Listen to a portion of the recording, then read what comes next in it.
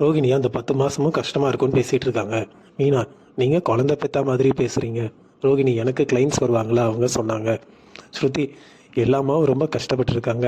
மீனா, அப்பா கூட வளர்க்க ரொம்ப கஷ்டப்படுறாரு. ரோகிணி, உங்கள் உடம்புல இருக்கிற போன்ஸ்லாம் ஒரே நேரத்தில் உடஞ்சா எப்படி இருக்குமோ அப்படி இருக்கும். ஸ்ருதி, இதை நினச்சாலே ஐயோ, என்னால் குழந்தை பெற்றுக்க முடியாது, நீங்கள் 2 பேரும் பெற்றுக்கோங்க.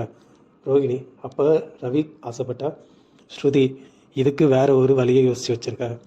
முத்து பாட்டியை கூட்டிகிட்டு வராரு. மீனா வராங்க. பாட்டி, நீ கூட என்கிட்ட ஒரு வார்த்தை கூட சொல்லலைல்ல. பாட்டி மாடிக்கு வராங்க. விஜயா, என்ன திடீர்னு? போன வாரம் தானே வந்தீங்க. பாட்டி, நீ என்ன வேலை பார்த்து வச்சிருக்க? மனோஜை ரொம்ப தலையில் தூக்கி வச்சுக்காத, அது உனக்கே ஆபத்தாகும். அண்ணாமலை எங்கே? மாடிக்கு போகிறாங்க. அண்ணாமலை, நீங்கள் எப்போ வந்தீங்க? பாட்டி, நீங்கள் இங்கே நடக்கிறத சொல்கிறதே இல்லை. நீ இன்னும் சின்ன பசங்க மாதிரி நடந்துக்கிற. நீ கொஞ்சம் விட்டு கொடுத்துப்போ. அண்ணாமலை, இன்னும் எத்தனை வருஷம் வீடு பசங்க எல்லா விஷயத்தையும் நான் சலிச்சு இப்படி ஆகுறது? பாட்டி, உன்னை பார்த்து உன்னோட பசங்க பண்ண மாட்டாங்களா? விஜயாவை மன்னிச்சிரு. அண்ணாமலை, முதல்ல மீனா கிட்ட மன்னிப்பு கேட்க சொல்லு. பாட்டி, மன்னிப்பு கேட்க சொல்ல வேணாம், அப்புறம் எப்போவுமே கோவம் போகாது. சில கெட்ட விஷயத்தையும் சலிச்சு தான் ஆகணும். கீழே வராங்க.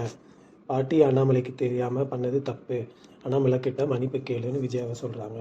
முத்து எல்லாரையும் கூப்பிட்றாரு. விஜயா அண்ணாமலை கிட்ட மன்னிப்பு கேட்குறாங்க. அண்ணாமலை சரி. பாட்டி சொல்கிறாங்க, அவள் பேசுனது எதுவும் மனசில் எடுத்துக்காத, மீனா மாதிரி இருந்தால் தான் எப்பவும் குடும்பம் ஒன்றா இருக்கும். பாட்டி மனோஜ்க்கு ஒரு அறை விடுறாங்க. படித்தும் இப்படி பண்ணுறியே, இவ ஏமாந்தது அடுத்தவங்களை இவ ஏமாத்துவானா? இவனுக்கு இன்னும் பொறுப்பு வரல.